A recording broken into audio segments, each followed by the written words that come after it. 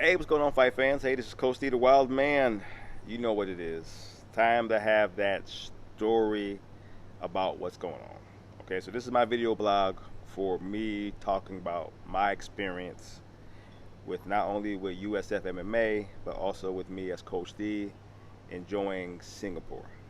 Okay, and the reason I decided to do this is this, sometimes you got to just tell it as it goes, just report on what's happening and just let the world know that, things keep on moving.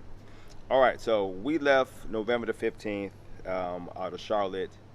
So we flew from Charlotte, then we landed in Chicago. We had a little bit of a layover in Chicago. Then from Chicago, we flew over to San Francisco. Then from San Francisco, we made it over here to Singapore. So we got here pretty much, we left Friday, we got here on a Sunday. So when we arrived here in Singapore, it was Sunday morning, about 8:30, something like that. So it kind of gives you an idea on how, the time zones work and all that kind of good stuff. We were beat now, I'll tell you that. We were some tired jokers, bodies all locked up and banged up and all that. But we all made here. So, so we got here, we, had some hiccups getting the room squared away. Took some time for everything to get figured out, but we eventually got figured out. We were in our rooms, got ready to chill. So we went out, kind of seen the sights, kind of see what was what. Just like any city, you have your local side and you have your professional sides. We went and walked around the local side, made a lot of the locals for the most part. Ate some of the cuisine, which is very good. So a lot of eating going on in Singapore. Eating is part of the culture. You know what I'm saying? If you ain't eating, apparently you ain't living the culture. Everywhere we go, tons of restaurants. Everywhere we go, you can get a meal. If you say you ain't eating in Singapore, you lying. You lying. Because there's plenty to eat. So basically we got situated, finally everybody crashed and kind of got themselves together. You know what I'm saying? Now, we're finally getting into the tournament. So today, Monday, most of the fighters finally came in, and now we're going through the weighing in process. Who's making weight, who's not making weight, where the venue's going to be, blah, blah, blah. So we're kind of spaced out.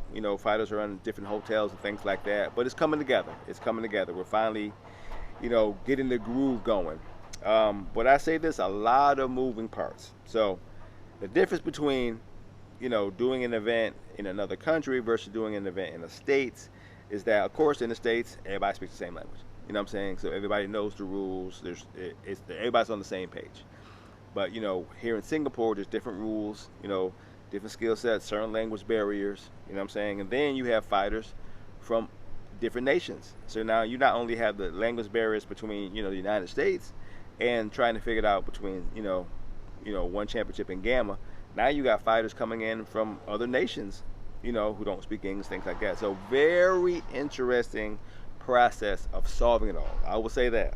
So then we had the rules, sit down for the coaches and the refs to all get the rules on, what's the conduct, how everybody's going to perform, what's illegal, what's not illegal, you know what I'm saying, what to look out for, what not to look out for. Can't give you all the specifics on the rule breakdowns because we still got a lot more ways to go. But of course, we'll try to get it out to you when you can. But that's all I'm saying. All this to say, it's a journey. It's a very important journey. It's a journey that needs to happen. You know what I'm saying? If we're looking to grow the sport, this is what we do. You know what I'm saying? You roll up your sleeves and you get involved and you grow the sport. So think about it. I don't think, and it's another reason for me doing this, private podcast, is I don't think we even recognize, how big a deal this is. You know what I'm saying? Of course, You know, there's always been international competitions. Wrestling done it. Other sports have done it. You know, but MMA is only 25 years old. You know, we're still making tons of mistakes. You know, we're still not seen as a sport all over the world. Especially in the States. Other nations have already embraced it. We're the ones behind. You know, even though we got UFC, we got Bellator, we got LFA, we got a lot of other promotions that's doing the daggone thing. But as a whole, you know, the United States don't really embrace MMA like they should. You know what I'm saying? So, of course, people got to take the time to get involved and build the sport. Fighters got to want to fight. Fighters got to want to travel. When I say this was a lot more difficult than I thought it would be, I'm not really talking about just getting over here. I'm talking about how many people decided to get involved, how many people were interested in seeing what happens, how many people wanted to support fighters, wanted to support, USFMA. You know what I'm saying? You would think that American pride of supporting an American team competing against other nations would be on everybody's lips. Like, yeah, go ahead and represent the United States and bring home that gold, silver, bronze, whatever. But not as much as I would have thought. You know what I'm saying? I'm just being real. This is a real conversation. And I'm just saying exactly how I see it. You know what I'm saying? It wasn't as much as I thought. Don't get me wrong. A lot of people got involved. I wouldn't be here. We all wouldn't be here if people didn't get involved. But I was hoping that it would be an overwhelming amount of people going, hey, this is a historic event. Let's all get involved and be a part of it. You know what I'm saying? But maybe not on my page. Maybe on other people's pages. I would like to see. But I thought it would be a little bit more. So that shows you, that is all that's to say is that we have a lot more work to do. Okay? We have a lot more outreach to do. We have to reach out to a lot more people. We got to, basically shake hands and kiss babies. You know what I'm saying? Show them what mixed martial arts is all about. It's not a blood sport. It's not, it's not cockfighting. It's actual real competition. I mean, that be able to compete against other nations, for the right to say, we're the best, to come home with the gold, how do you not want to say, hey, I definitely want to see that. I definitely want to be a part of that. So you see, we got plenty of work to do. Plenty of work to do. You know what I'm saying? I'm going to do my part. That's why I'm here. Everything, came in line for me to be the guy to tell the story. Look, I get to tell the story of the USA national team competing against 40 other nations in Singapore. I get to tell that story. Okay? I get to do the blow-by-blows. I get to let my little old camera get to tell the world what's going on. I get to show it from my perspective. I get to tell the stories. I get to beat the people. You know what I'm saying? I had that opportunity. Come to find out, a lot of people could have had the opportunity and simply didn't want it. You know what I'm saying? So I can't imagine why not. This is historic. This is groundbreaking. This is something I would think anybody would want to be a part of if they could. Maybe you just simply couldn't be a part of it. If you couldn't be a part of it, I understand. I understand. But like I said, I just wanted to say this is historic. This is big time. This is one of the best things that I can ever hope to see. I'm happy to say this is something that I'm a part of. USF MMA is doing big things. They're partnering up with the right people. They're having the right conversations. Do we got hiccups? Yes. Do we got some more ground to cover? Yes. Do we got some things to work out? Of course.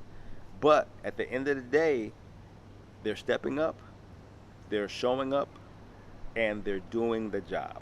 We have 9 fighters getting ready to compete. Anisha's coming back. Fatini's here. Coach Cody Freeland is here. Bob is here. Justin is here. Diana's here. You know what I'm saying? They took the trip. And don't get me wrong, it's not an easy trip. You can get a pause. When you can get a pause from somebody when you about to be on the plane total for about 24 hours, getting from one place to another, you can get a pause. Guaranteed. Guaranteed. But like I said, this is my personal blog to tell my side of the story, tell you what I'm seeing, what I'm a part of. As you can see behind me, great scenery. A lot of great things are happening. and we're just getting started. There's a lot more to do, and I'm gonna tell the story each and every day. It's probably gonna be around this time, because it's the only time where ain't nobody doing something. You know, we got plenty to do. So, like I said, this is me telling my story, Coach D style. Look forward to hearing me. I'm gonna do one every day from this point on. So this is the first one. You know what I'm saying? So you'll get the next one, then you get the next one, then you get the next one. All right, this is Coach D. Calling it like I see it, talking it the way I do. On to day 2, I'll give you that blowback, and I will be sending out some pictures. I will be sending out some videos. I just got to clean it up, chop it up, check the audio, blah, blah, blah. All the stuff that goes into it, you know, one-man band, but it is what it is. This is Coach D, talking it like it is. Till you hear from me again, peace out.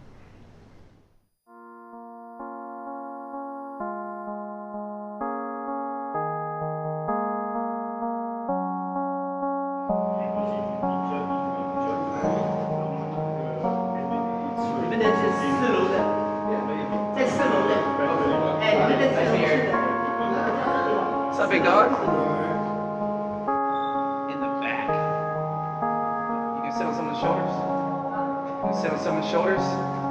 You're in the back, ain't nobody gonna see you.